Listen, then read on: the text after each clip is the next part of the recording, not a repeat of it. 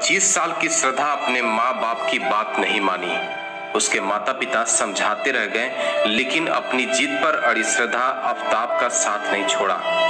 घर को छोड़ उस पराई युवक के साथ बिना शादी किए रह रही थी, जिसे आज के समय में लिव इन रिलेशनशिप कहा जाता है। उसे आने वाले भविष्य की चिंता नहीं थी, क्योंकि वह वर्तमान के सुखों से भय मुक्त हो चुकी थी।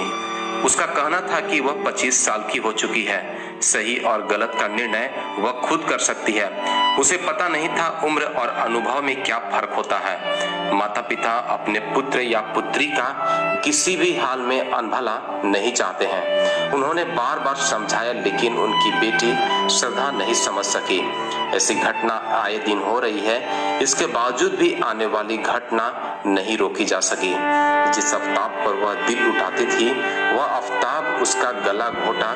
उसने 35 टुकड़े किए और फ्रिज में रखकर उसके टुकड़ों को बारी बारी से फेंकता रहा। 25 साल की श्रद्धा मुंबई के मलाड में रहती थी।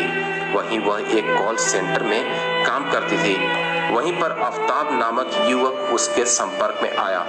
दोनों की दोस्ती हुई और धीरे धीरे यह दोस्ती प्यार में तब्दील हो गई। माता पिता के मालूम पड़ने पर उसने इस रिश्ते को मानने से इनकार किया, क्योंकि दोनों बिना शादी किए हुए एक साथ रहना चाहते थे।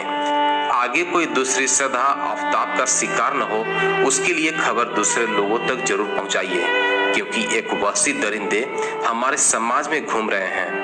अपने बहन बेटियों को इन खौफनाक साजिश से बचाइए, बताइए और समझाइए। फिर दोनों मुंबई से दिल्ली आ गए। दिल्ली के मेहरौली इलाके में फ्लैट लिया। श्रद्धा सोशल मीडिया के जरिए अपने माता पिता के संपर्क में थी। श्रद्धा आफ्ताब के साथ तो रह रही थी, लेकिन दोनों की शादी नहीं हुई थी। फिर श्रद्धा ने शादी के लिए आफ्ताब पर दबाव बनाया। यह दबाव दोनों के रिश्ते में दरार पड़ने लगा। फिर इस बात को लेकर अक्सर झगड़ा होने लगा। एक दिन ऐसा हुआ कि झगड़ा बाहर तक सुनाई देने लगा। आफ्ताब उसे मार रहा था। उसकी आवाज बाहर न जाए, इसके लिए आफ्ताब ने उसे गला दबाकर उसकी हत्या कर दी।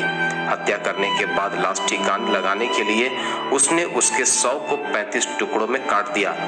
घर में नया फ्रिज लाया और शव को उस फ्रिज में रख दिया, ताकि लंबे समय तक सड़े नहीं और बाहर दुर्गंध न जा सके।